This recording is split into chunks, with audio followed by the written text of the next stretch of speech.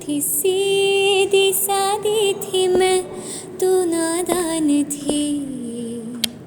दुनियादारी से होशियारी से मैं तो अनजान थी, लगी चोट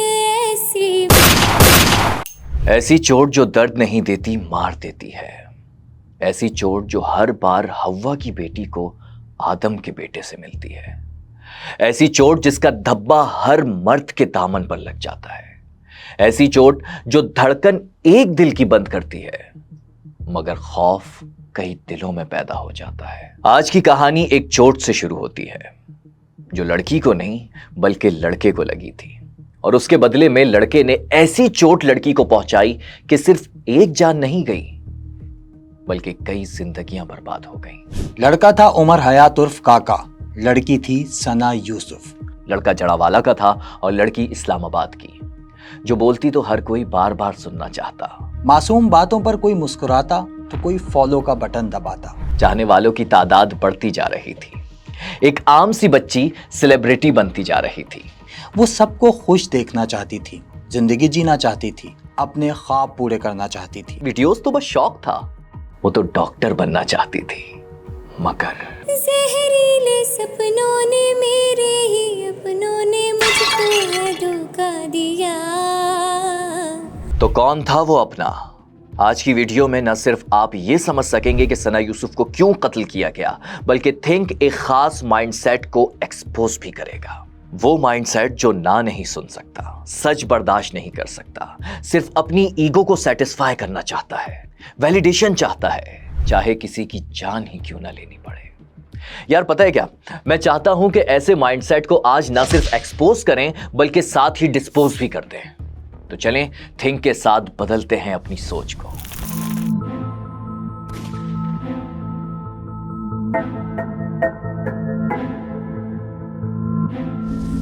इस वीडियो में आप समझ जाएंगे कि वो लड़का जिसने कभी मक्खी भी नहीं मारी, उसने दिन दहाड़े एक लड़की की जान कैसे ले ली। क्या उमर हयात जहनी बीमार था? क्या सना और उसका कोई रिलेशन था? उमर के घर में ऐसा क्या होता था जो वो तमाम रिश्तेदारों से भी दूर हो गया था? और सबसे अहम सवाल कि not all man but why always a man. क्या आप तवज्जो चाह रही हैं?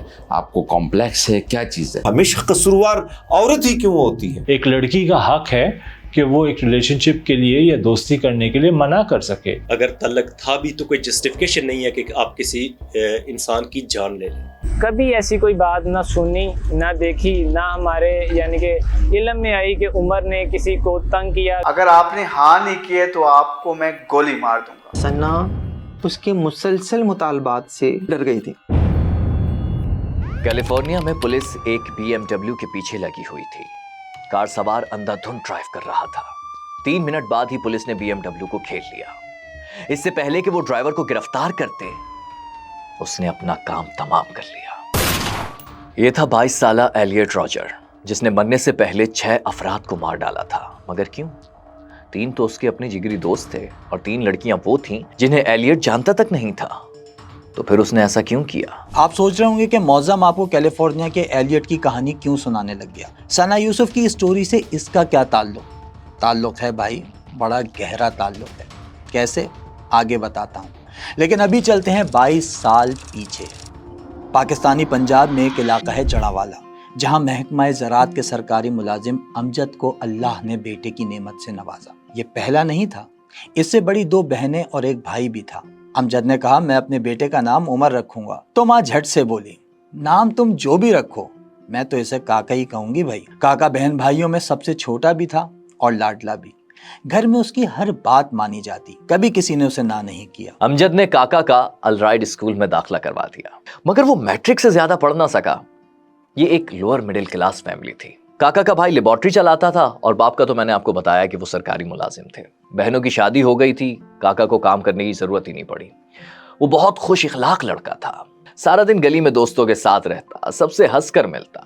कोई गुमान भी नहीं कर सकता था कि एक दिन वो किसी मासूम की जान ले लेगा। मैंने उसी मोहल्ले में 22 साल गुजारे हैं, उमर ने भी उसी मोहल्ले में 22 साल गुजारे हैं। उसके वालिद को भी मैं बचपन से जानता हूँ।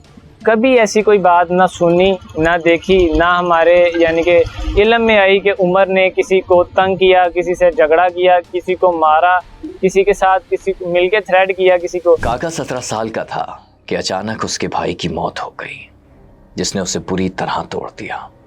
क्योंकि उसके भाई की मौत नॉर्मल नहीं थी, लेकिन हाँ, उसे किसी ने कत्ल भी नहीं किया था, बल्कि उसने अपना किस्सा खुद तमाम कर लिया था। क्यों, बताता हूं। लेकिन अभी फास्ट फॉरवर्ड करके 3 साल आगे चलते हैं। इस्लामाबाद में 15 साल की एक खूबसूरत बच्ची सना यूसुफ, जिसका आबाई ताल्लुक चित्राल से था, अभी उसने सोशल मीडिया पर दूसरी वीडियो ही अपलोड की थी कि वायरल होने लगी। वो खुशी से झूम रही थी, और क्यों ना खुश हो, साला इस सोशल मीडिया पर वीडियो वायरल होने के बाद लाइक्स और कमेंट्स मिलने से जो डोपामिन मिलता है, मुझसे पूछिए कितनी खुशी होती है। मुझे पता है इस वीडियो को भी आप लाइक करोगे ताकि मुझे डोपामिन मिले, और हाँ, सब्सक्राइब कर लेना ताकि आपको वीडियोस मिले। खैर, वापस स्टोरी में चलते हैं। सना यूसुफ, ये बच्ची हमेशा खुश रहती और सबको खुश देखना चाहती। बस मुझे खुश रहना पसंद है और दूसरों को भी खुश देखना पसंद। वैसे तो सना का ख्वाब डॉक्टर बनकर इंसानियत की खिदमत करना था, मगर वीडियो वायरल होने के बाद वो सोशल मीडिया इन्फ्लुएंसर बन गई। अब ब्रांड्स भी मिल रहे थे और फैंस भी। लेकिन हाँ, सना ने वायरल होने के लिए ना वल्गैरिटी का सहारा लिया, ना ही कोई पब्लिक स्टंट किया, बल्कि लोगों को उसका शोक चंचल अंदाज पसंद आता था। आवाज और शक्ल तो गॉड गिफ्टेड होते हैं, और अल्लाह ने सना को दोनों से ही नवाजा था। कोई उसे हानिया आमिर से मिला था तो कोई प्रीति जिंटा से। यार फिर से आप लोग कह रहे हो कि मैं हानिया आमिर की तरह? मैं कहाँ से हूँ हानिया आमिर की तरह? वो तो बहुत क्यूट है। सना वो खुशकिस्मत लड़की थी जिसका मुस्तकबिल टीनेज में ही रोशन हो रहा था, लेकिन वो नहीं जानती थी कि जिस सोशल मीडिया पर वो फेमस हो रही है, वही उसकी मौत का रास्ता है। लड़कियां जो ख़ास तौर पर 18 साल से कम हैं, मासूम जहन के हैं, उनको ये नहीं पता हुआ कि ये सेल्फी, ये मेरा फ़ोटो जो मैं डाल रही हूँ मीडिया पे, इसका मकसद क्या है। क्या वो सिर्फ यही है कि लाइकर हो, लेकिन वो लाइकर में एक ऐसा भी आ सकता है सरफिरा, जिसको हम इम्पल्स डिसकंट्रोल या पर्सनैलिटी डिसऑर्डर वाला कह सकते हैं, जो कि डैमेज कर सकता है। और सना की लाइफ डैमेज करने के लिए ऐसा ही एक सरफिरा उसकी जिंदगी में आ गया। कैसे, उसके लिए कहानी सुनिए। मैं किसी को पूछता नहीं, मैंने कहा क्या हो गया, बंद करते हैं इसको, मेरा तो क्या प्यार है। ये आवाजें फतावल के घर से आ रही थीं। कौन फतावल? सना की स्टोरी से उसका क्या लिंक? बिल्कुल लिंक है। बहुत इंपॉर्टेंट बात है, अब गौर से सुनिएगा। वालिदैन और चचा फतावल पर लान तान कर रहे थे और बीवी घर छोड़कर जा रही थी। ऐसा क्या गुनाह था? दरअसल फतावल ने छुपकर दूसरी शादी कर ली थी और अब वो पकड़ी गई थी। उसकी पहली शादी अरेंज थी, जिससे एक बेटा भी था, और शादी के कुछ अरसे बाद ही उसे किसी और से मोहब्बत हो गई। फतावल ने कुछ अरसा तो छुपाया, लेकिन फिर वो दिन आ गया जब सब ने उसे गिरेबान से पकड़ लिया। उसने घर वालों और पहली बीवी को मनाना चाहा, हाथ पैर जोड़े, रिक्वेस्ट की, मगर कोई फायदा ना हुआ। झगड़ा बढ़ता चला गया। फतावल के घर से निकलती आवाजें पूरे मोहल्ले में गूंज रही थीं। वो डिप्रेशन में चला गया और फिर इस दुनिया से।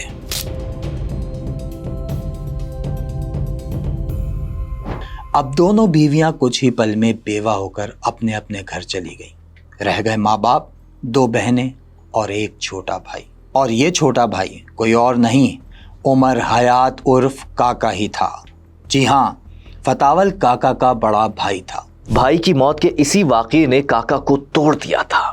वो सदमे में था, शायद इसलिए कि उसके भाई को भाभी ने, यानी एक औरत साथ ने, नहीं समझा। फिर 1 साल बाद ही उसकी मां का भी इंतकाल हो गया। अब घर में सिर्फ उसका बूढ़ा बाप था, काका और खामोशी। और इस खामोशी में काका के अंदर की चीखें किसी को सुनाई नहीं दे रही थी। वो बदल रहा था, दोस्तों से फासले कर लिए, रिश्तेदारों से भी नहीं मिलता, नंबर भी बदल लिए। खानदान में किसी के पास उसका नंबर नहीं था। वो अकेला रहता, बूढ़ा बाप भी बीमार था, ना कोई पूछने वाला था, ना कोई नजर रखने वाला। ऐसे में इंसान या तो नशई हो जाता है या दीवाना। काका को नशा लग गया। नहीं, सिगरेट या चर्स का नहीं, वो नशा कहां ले जाता है उसके लिए आप मेरी ये डॉक्यूमेंट्री देख सकते हैं। काका के सर तो सोशल मीडिया का नशा चढ़ गया था। जब से वो टिकटॉक की लाइन में गया है, टिकटॉक में इन्वॉल्व हुआ है, सोशल मीडिया में इन्वॉल्व हुआ है, तब से ये चीज़ें जो हैं उनमें काफ़ी हद तक चेंज है। अब वो यानी कि किसी के साथ मिलना जुलना और ये सारी चीज़ें ये बहुत हद तक कम थी। यानी कि आप इसको इस तरह भी कह सकते हैं कि कह लें कि ना होने के बराबर। तरबियत किस तरह की गई, उनको सही या गलत काम करने का सिखाया जाए। आपको अभी भी होता है हमारे माशरे में कि कहते हैं कि बच्चा पैदा कर लो खुद ही बड़े हो जाएंगे। तो जब उनको सिखाएंगे नहीं, जब उनको आप तवज्जो नहीं देंगे तो बड़े हो जाएंगे तो फिर क्या वो करेंगे। ਕੰਮ ਕੁਝ ਨਹੀਂ ਕਰਦਾ ਸੀ, ਉਹ ਆਪਣੇ ਕੋਲ ਟਿਕਟਾਕ ਬਣਾਉਂਦਾ ਸੀਗਾ, ਰਾਤ ਵੀ ਆਪਣੇ ਸਾਰੀ ਰਾਤ ਹੀ ਸਭ ਤੁੰਦੇ ਸਭ ਮੋਬਾਈਲ ਵੇਖਦਾ ਰਹਿੰਦਾ ਸੀ, ਕਰਦਾ ਰਹਿੰਦਾ ਸੀ। ਬਸ ਸਵੇਰ ਉਹਨੇ ਸੌਣਾ ਵਾ, 2-2:30 ਵਜੇ ਉੱਠਣਾ ਵਾ, ਨਾश्ता करना वा। यूनिवर्सिटी ऑफ कैलिफोर्निया की 2025 की रिसर्च कहती है कि जो बच्चे दिन में 74 मिनट से ज़्यादा सोशल मीडिया इस्तेमाल करते हैं उनमें आम बच्चों से 35% ज़्यादा डिप्रेशन पाया जाता है। वो मेंटली वीक हो जाते हैं, उनकी नींद और फिजिकल एक्टिविटीज़ भी ख़त्म हो जाती हैं। नेशनल लाइब्रेरी ऑफ मेडिसिन के मुताबिक सोशल मीडिया का 5 घंटे से ज़्यादा इस्तेमाल 60% डिप्रेशन का रिस्क बढ़ा देता है। और यूनिसेफ की 2017 की रिपोर्ट के मुताबिक हर 3 इंटरनेट यूज़र में एक टीनेज लाजमी मिलेगा। काका भी तो टीनेज ही था।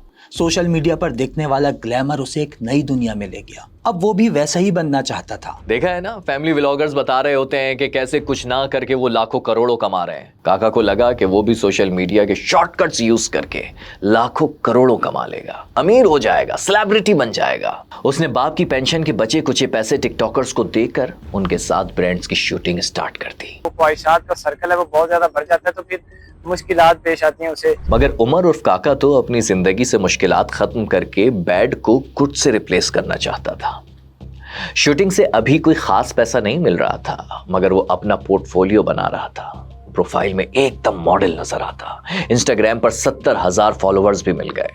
मगर फिर उस रात काका सोशल मीडिया पर स्क्रॉलिंग करके मॉडल्स ढूंढ रहा था कि उसकी नजर एक मासूम सी बच्ची पर ठहर गई। दुनियादारी से होशियारी से मैं तो अनजान थी। और फिर इस अनजान से काका ने जान पहचान बनाना चाहिए। काका ने सना को सोशल मीडिया पर ही ब्रांड शूट के लिए मैसेज किया, तो सना ने प्रोफेशनली रिप्लाई किया और बातचीत शुरू हो गई। चैटिंग चलती रही, मगर किस ब्रांड की कौन सी शूट करनी है ये अभी तक काका ने फाइनल नहीं किया था, क्योंकि दरअसल वो तो बातचीत बढ़ाना चाहता था, सना को अपनी दुल्हन बनाना चाहता था। पहले तो बंदे को अपने आईने में देखनी चाहिए ना कि क्या मेरी सूरत, मैं जिस बदबूदार चेहरा है मेरा और मैट्रिक फेल हूँ, तो मैं क्या इस मासूम फूल जैसी बच्ची के मैं लायक हूँ। उसको देखा जाए और सना यूसुफ को देखा जाए तो जमीन और आसमान का फर्क है। वो तो मैं कहता हूँ, अगर वो सना यूसुफ को कहता कि मेरे साथ फ़ोटो ले लो या मैं आपके साथ फ़ोटो एक लेना चाहता हूँ, तो वो भी अगर रिजेक्ट करे तो उसका राइट बनता था। वो उस कैलिबर का ही नहीं था, वो बच्ची इतनी इंटेलिजेंट बच्ची थी। काका सना के लिए पागल हुए जा रहा था, कुछ भी करके अब उसे सना चाहिए थी। वो सना के लिए कुछ भी कर सकता था, जान दे भी सकता था और ले भी। लेकिन याद रहे ये सब वन साइडेड था। दरअसल काका ने सना को अपनी असल कहानी तो बताई नहीं थी। उसने प्रिटेंड किया था कि वो एक अमीर बाप का लड़का है जो कि ब्रांड शूट्स में इंटरेस्ट रखता है। मोहल्ले वाले बताते हैं कि वो अपने बाप की पेंशन से किराए के डालों में घूमता था। बाकी लड़कियों का पता नहीं, लेकिन सना यूसुफ उससे कभी मुतासिर नहीं हुई। यहाँ ये वाजे कर दूं कि तोहमत लगती है कि सना यूसुफ की उमर हयात उर्फ काका से मुलाकातें भी होती थीं, लेकिन सना के लॉयर ने ये क्लियर किया है कि इन दोनों की कभी कोई मुलाकात नहीं हुई। भाई खुद सोचें, एक सोशल मीडिया इन्फ्लुएंसर जिसकी पूरी जिंदगी सोशल मीडिया पर मौजूद है, वो हर चीज की पिक्चर लगाती है। अगर उमर हयात उर्फ काका की उससे एक भी मुलाकात होती तो एक तस्वीर तो सोशल मीडिया पर होती। आप टिकटॉक, इंस्टा कहीं भी देख लें, कोई एक पिक्चर, कोई वीडियो, कोई ट्वीट, यहाँ तक कि कोई कमेंट तक मौजूद नहीं है उमर की वॉल पर। आगे बढ़ने से पहले कुन जहन लोगों को ये मिसाल देकर समझाता हूँ। जब नूर मुकद्दम का कत्ल हुआ था तो विक्टिम ब्लेमिंग करने वाले लिविंग रिलेशनशिप के ताने देकर कातिल की सफ में खड़े हो गए थे। मैं लिविंग रिलेशनशिप के हक में बिल्कुल नहीं हूँ, मगर कातिल को बचाने के लिए विक्टिम ब्लेमिंग करना आपके जहन की उलझी गिरोहों का पता देता है। तभी तो हमने थिंक में अपनी टैगलाइन रखी है, अनरेवलिंग द व्हाई, पूछिए अपने आप से क्यों। तो चलिए कहानी को आगे बढ़ाकर आपके जहन की उलझी गिरोहों को सुलझाते हैं। उमर हयात उर्फ काका का शो ऑफ लिविंग स्टाइल सना यूसुफ को पता लग ही गया। वो जान गई कि काका एक मैट्रिक फेल लड़का है जो अपना शौक पूरा करने के लिए बाप का पैसा जाया कर रहा है। उसने फासला इख्तियार करना शुरू कर दिया। वो मैसेजेस पर उमर हयात उर्फ काका को इग्नोर करने लगी। इग्नोरेंस। काका का ट्रॉमा ट्रिगर हो गया। याद है कौन सा? वही कि एक औरत की वजह से उसके भाई की मौत हो गई थी, मगर अभी उसने कुछ गलत रिएक्ट करने से पहले खुद को संभाला और सना पर एक ट्राई और की, यानी उसे सीधा शादी के लिए प्रपोज कर दिया। वो एक इम्पोज कर रहा है अपनी विल एक नौजवान लड़की पे जिसकी उम्र 17 साल है, जो अभी इमेच्योर है, और वो इम्पोज ऐसे करता है कि टेक माई वे और द हाईवे, अगर आपने हाँ नहीं किए तो आपको मैं गोली मार दूंगा। 17 साल की मासूम बच्ची ने काका की इस धमकी को सीरियस नहीं लिया, क्योंकि उसके लिए पहला प्रपोजल थोड़ी था। लाखों की तादाद में लोग उसे देखते थे, हजारों का वो क्रश थी, सैकड़ों प्रपोजल आते थे, इन्हीं में से एक काका भी था। अगर शादी करनी है ना तो पठानी लड़की से करो।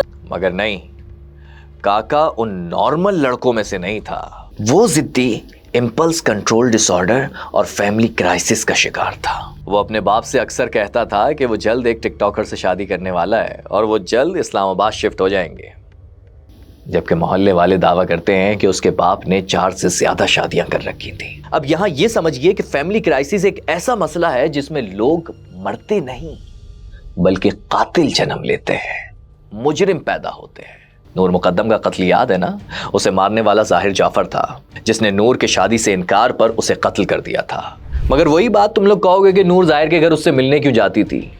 तो अब बताओ, इस केस में सना काका से मिलना ही नहीं चाहती थी, लेकिन उधर काका उसकी बर्थडे पर बड़ी गाड़ी में महंगी गिफ्ट्स लेकर इस्लामाबाद के लिए निकल चुका था। उमर हयात ये चाहता था कि जो 29 मई उसकी बर्थडे का दिन था, उस दिन वो सना यूसुफ से मिलना चाहता था। बेसिकली वो उसे इम्प्रेस करना चाहता था और कीमती तोहफे देकर, और फिर जाहिर है उसे ये बताना था कि भाई मैं तो एक लैंडलॉर्ड का बेटा हूँ। तो वो जो है वो फैसलाबाद से एक फॉर्चूनर बुक करता है, फॉर्चूनर में जो इस्लामाबाद आता है, बुके लेकर आता है, तोहफे लेकर आता है। दूसरी तरफ सना यूसुफ 28 मई की शाम 4 बजे इस्लामाबाद की बेकरी में केक रिसीव करने जाती है, क्योंकि रात 12 बजे यानी 29 मई को उसे दोस्तों के साथ अपना बर्थडे सेलिब्रेट करना था। ये इस्लामाबाद का एक रेस्टोरेंट था जहां उसने कुछ दोस्तों के साथ सालगिरह मनाई। वो खुश तो दिख रही थी मगर बहुत डर रही थी, क्योंकि काका का खौफ उसके जहन पर सवार था। मगर बला टली नहीं थी। सना उसके मुसलसल मुतालबात से, और सबसे बड़ा मुतालबा तो यही था कि मुझे मिलना है, वो डर गई थी। अब वो 17 साल की बच्ची है थी और वो जो है उसको यही था कि मुझे इससे नहीं मिलना चाहिए। सालगिरह वाले दिन सना उससे राब्ते में नहीं आई। वो निहायत ही गुस्से में जो है वो वापस जाता, क्योंकि मुलाकात से इनकार काका के दिल में सना के लिए मोहब्बत को नफरत में बदल रहा था। मैंने कहा था ना, उसे ना सुनने की आदत नहीं थी। शुरू से माँ बाप अगर उसको नाहमवार हालात में साबित कदमी से चलना नहीं सिखाते, उसको ना करती नहीं माँ, ये ले लो, हाँ ये ले लो, तो मैं समझता हूँ अगर हम अपने नौजवानों को अच्छे अंदाज में ना सीखें, इट्स ओके टू से नो। एक लड़की का हक है कि वो एक रिलेशनशिप के लिए या दोस्ती करने के लिए मना कर सके, एक लड़के का भी हक है। आज तक हम सुनते हैं कि इस लड़के ने धोखा दिया, उस लड़के ने धोखा दिया, ये लड़का जो है सिंसियर नहीं निकला।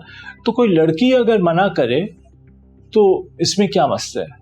इंसान एक दूसरे को जानने की कोशिश करता है, पहचानने की कोशिश करता है, और जानना पहचानना तब होता है जब आप एक दूसरे से बात करते हैं। जब आप मेरे मिजाज के नहीं होंगे, मेरी सोच फिक्र आप पर पूरी नहीं उतरेगी, तो सारी बात है मैं कंफर्ट जोन में नहीं हूं, तो मैं कैसे आपके साथ आगे ताल्लुक रखूं? मैं कोशिश करूंगा आपको अवॉइड करूं। अब काका सना को संगीन नताइज की धमकियां देने लगा। एक 17 साल की बच्ची को समझ ही नहीं आ रहा था कि एक 22 साल के जहनी बीमार को कैसे हैंडल करे। डर के मारे उसने मुलाकात के लिए हाँ कर ही दी। ये तारीख थी 2 जून 2025। मुलाकात के लिए बेचैन काका तो बहुत खुश था, इतना ज्यादा कि सुबह 5 बजे ही इस्लामाबाद पहुंच गया। लेकिन हाँ, पिछली बार सना के मुलाकात से इनकार पर ख्वार होने का गुस्सा वो इस बार पीना नहीं चाहता था। यानी वो फैसला करके आया था कि अगर उधर से ना निकली तो इधर से उसकी पिस्तौल से गोली निकलेगी। काका के जहन पे वो पहली मुलाकात और वो मुस्तरद किया जाना सवार होता है। वो ये सोच लेता है कि अब अगर 2 जून को जिस दिन वो निकल रहा है फैसलाबाद से, उस दिन वो ये सोच लेता है कि अगर आज भी सना ने वही किया तो फिर मैं इससे बदला लूँ, और इसीलिए वो पिस्टल लेकर निकलता है। सुबह 5 से शाम के 4 बज गए। काका इस्लामाबाद की सड़कों पर मारा मारा ख्वार हो रहा था। क्योंकि सना ने एक बार फिर उससे मिलने से इनकार कर दिया था। काका आपे से बाहर हो गया। याद है ना, मैंने बताया था वो ट्रॉमाटाइज था कि एक औरत की वजह से उसके भाई की जान गई है। इस बार उसने सोच लिया था कि वो मोहब्बत में जान देगा नहीं बल्कि जान लेगा। वो इस्लामाबाद के सेक्टर G13 में सना के घर के आसपास मंडलाया जा रहा था। यहां सना का किराए का घर था, जहां वो अपने वालिदैन और फुप्पो के साथ फर्स्ट फ्लोर पर रहती थी। ग्राउंड फ्लोर पर उन्हीं के रिश्तेदार थे। G13 एक बड़ा पुरसुकून और पुरअमन एरिया है। बार बार आने जाने की वजह से घर का मेन गेट खुला रहता था और उमर इसी दरवाजे से अंदर घुसने के लिए काफी देर से वेट कर रहा था। मौके की तलाश में था वो। शाम 5 बजे वो घर के अंदर दाखिल हुआ और सीधा सना यूसुफ के कमरे तक पहुंच गया। उमर काका को अचानक अपने कमरे में देखकर सना यूसुफ के औसान खता हो गए। उसने घबराकर कहा, तुम यहां कैसे आए? काका गुस्से से पागल हो रहा था। उसने एक ही सवाल किया, तुमने मिलने से इनकार क्यों किया? सना ने जवाब दिया, तुम बहुत गुस्से में हो, बैठो मैं पानी लेकर आती हूं। दरअसल वो पानी लेने नहीं जा रही थी, वो बच्ची तो भागना चाहती थी, मगर काका ने उसे ये मौका नहीं दिया। पिस्तौल निकाली और लगी चोट ऐसी मेरे भोले दिल पे, बिखर सा गया टूट के। 2 गोलियां उसके सीने में उतारने के बाद काका ने सना का फोन लिया, सीढ़ियों से नीचे उतरा, मगर यहां सना के फुप्पो और मां ने उसे देख लिया। काका ने उन पर भी फायर करने की कोशिश की, मगर पिस्तौल ना चली और वो मेन गेट से वापस भागकर सीधा फैसलाबाद चला गया। मोबाइल साथ ले जाने की वजह यही थी कि वो अपने मैसेजेस डिलीट कर दे और बच सके, मगर पुलिस ने जियो फेंसिंग की मदद से 48 घंटों में काका को फैसलाबाद से गिरफ्तार कर लिया। उम्मीद है कानून इस जहनी बीमार को ठिकाने लगा देगा, मगर उसकी गिरफ्तारी के साथ ही कई जहनी बीमार सोशल मीडिया पर आजाद हो गए। उन्हें कानून नहीं, मैं ठिकाने लगाता हूं। लड़की जो है अपनी गलती से मरी है, इसका पूरा कसूर है अपने मरने में। जैसे ना बड़ी मेहनत करके मरी है ये सना यूसुफ, ठीक है? क्या तो तस्वीर का जरा भाई वो नक्शा खींचिए, उस बताइए। लड़के से इसका राब्ता होता है इंस्टा पे, ठीक है? मैं सोशल मीडिया का मुझे इतना पता नहीं है। अब ये कौन है, इसका नाम क्या है, ये तो मैं नहीं जानता, लेकिन ये खुद एतराफ कर रहा है कि उसे सोशल मीडिया का नहीं पता ज्यादा, मगर ये जानता है कि सना यूसुफ का कातिल बड़ा पारसा था और लड़की अपनी गलती से मरी है। इन मौसूफ और इन जैसे कई जहनी बीमारों से मेरा सीधा सवाल है, ये अपनी गलती से कत्ल हो जाना क्या होता है? राब्ता होता है, इसका फोन नंबर ये एक्सचेंज कर लेती है, ये उसके साथ इसकी व्हाट्सएप चैट्स मौजूद हैं, ये फोन पे उससे बात भी करती थी और अपना सोशल मीडिया जो इसके चैनल्स हैं, टिकटॉक है, ये इंस्टा है, उसको प्रमोट करने के लिए वो इसकी मदद करता रहा। कहां लिखा है कि लड़की फोन पर लड़के से बात कर रही हो तो उसे मार देना चाहिए? इस तरह तो तुम फोन पर नहीं बल्कि एक लड़की के सामने बैठकर उससे बात कर रहे हो। तो क्या करें फिर तुम जैसे जहनी बीमार तुम्हारा? मैं अपना एक्सपीरियंस से कह सकता हूं कि बहुत से मौकों पे उसने इसको फाइनेंशियली भी सपोर्ट किया होगा। ये तुम अपने एक्सपीरियंस से कैसे कह सकते हो? इनसे सवाल किया जाए कि कितनी औरतों को फाइनेंशियली सपोर्ट करने का एक्सपीरियंस है आपका? ये सिर्फ एक नहीं, कई जहनी बीमार पाकिस्तान में भरे पड़े हैं। इन्हें क्या कहते हैं और ये ऐसे क्यों हैं अभी बताता हूं, क्योंकि ऐसे लोगों की सोच बदलने ही तो थिंक वजूद में आया है। रह गई फाइनेंशियली सपोर्ट वाली बात, तो भाई किसी के एक्सपीरियंस से ज्यादा तहकीक मैटर करती है और वो बताती है कि हकीकत क्या है। मेरे नहीं ख्याल में उसकी कोई मतलब कि इतना वो फाइनेंशियल स्ट्रॉन्ग था कि वो किसी और को भी सपोर्ट करे या किसी का मतलब कि उसकी वजह से किसी का घर चले या किसी की ख्वाहिशात पूरी हो। वो अपनी कर रहा था। ये भी एक मेरे ख्याल में एक बहुत ज्यादा है। आप हैरान हो जाएंगे ये जानकर कि पाकिस्तान में कुछ ऐसे लोग भी थे जो इस बच्ची की मौत पर खुश हो रहे थे, सना यूसुफ के खिलाफ कमेंट कर रहे थे, विक्टिम ब्लेमिंग करके ठंडी आहें भर रहे थे। अच्छी बात यह है कि ये कुछ ही है। तो चलिए इन कुछ लोगों की सोच बदलने की कोशिश करते हैं। सबसे पहले तो इन्हें यह मानना होगा कि हाँ वो जहनी बीमार हैं। कैसे, मैं समझाता हूं। दरअसल सना यूसुफ को मारने वाला काका हद से ज्यादा खुद पसंद, तनकीद बर्दाश्त ना करने वाला और अना को ठेस पहुंचने पर शदीद रद्द अमल देने वाला था। और इस कैफियत को impulsive aggression with fragile ego कहते हैं। ये वो लोग होते हैं जो बहुत नाजुक ईगो के साथ जीते हैं। ये ना नहीं सुन सकते, इग्नोर या मजाहिमत पर फौरी बिफर जाते हैं। और हाँ, इनकार पर किसी की जान ले लेना, इस मेंटालिटी को साइकोलॉजी में एग्रीव्ड एंटाइटलमेंट कहते हैं। यानी अगर किसी शख्स ने आपको ना चाहते हुए भी दुख पहुंचाया है तो बीमार जहन बोलता है कि इसको मारना ठीक है। जाहिर जाफर हो, शाहनवाज या फिर उमर हयात, इन्होंने जो कुछ किया इसके पीछे यही माइंडसेट था। और ऐसे जहनी बीमारों को जस्टिफाई करने वाले भी बीमार होते हैं। जी हाँ, वो लोग जो कत्ल करने पर खुश हुए या कातिल को जस्टिफाई किया, उन्हें मोरल डिसएंगेजमेंट का शिकार कहा जा सकता है। ये वो नफ्सियाती बीमारी है जिसमें लोग जालिमाना या मुजरिमाना अमल को सही करार देने के लिए दलीलें ढूंढते हैं। अजब है मेरे मुआशरे का हाल, जहाँ कत्ल का इल्जाम भी मकतूल पर है। अजब है यहाँ की सहाफत जिसका इन्हिसार तहकीक के बजाय ख्याल पर है। सोशल मीडिया पर किसी से बात कर लेना, किसी से दोस्ती कर लेना, इसका मतलब ये कब हो गया कि वो आपकी प्रॉपर्टी है भाई? क्या मर्द शादी से इनकार नहीं करता? क्या मर्द धोखा नहीं देता? क्या मर्द शादी करके तलाक नहीं देता? क्या मर्द मोहब्बत की शादी के बाद छुपकर दूसरी शादी नहीं करता? करता है ना। तो मुझे बताओ, आज तक कितने ऐसे केसेस रिपोर्ट हुए हैं जिसमें किसी औरत ने मर्द को धोखा देने पर मार दिया हो, इनकार करने पर तेजाब फेंक दिया हो, दूसरी शादी करने पर जान ले ली हो? मेरे भाई, अगर औरतें मर्दों को इनकार करने पर, धोखा देने पर मारने लग गई ना, तो पाकिस्तान में मर्दों की तादाद बहुत ज़्यादा कम हो जाएगी। मुआशरे के असल मसाइल लोगों को बताओ। सिर्फ व्यूज हासिल करने के लिए किसी मजलूम पर इल्जाम तो ना लगाओ यार। याद है मैंने शुरू में एलियट रॉजर का बताया था, वो 22 साल का लड़का जिसने पहले अपने 3 दोस्तों को मारा और फिर 3 लड़कियों को मारा और फिर अपना किस्सा तमाम कर लिया। काका से क्या लिंक था बताता हूँ। दरअसल उसका माइंडसेट भी काका जैसा था। माँ से मोहब्बत करता था मगर वालिदैन की तलाक की वजह से दूर हो गया। तन्हाई का शिकार था। जिस लड़की से मोहब्बत हुई वो हासिल ना हो सकी, अक्सर खामोश रहता। खुद को लोनली लोनर कहता था। पैसा तो था मगर रिश्ते नहीं थे। बाप ने महंगी गाड़ी दिलाई मगर तवज्जो ना दे सका। पूछ ना सका कि कैसे हो, क्या सोच रहे हो, क्या मसला है, क्या करना चाहते हो। जानते हैं लड़के ने मरने से पहले क्या लिखा था? All I ever wanted was to love women and in turn be loved by them. I am 22, still a virgin. It has been very torturous. I began to have fantasies of become very powerful and stopping everyone from having sex. If I can't have it, I will destroy it.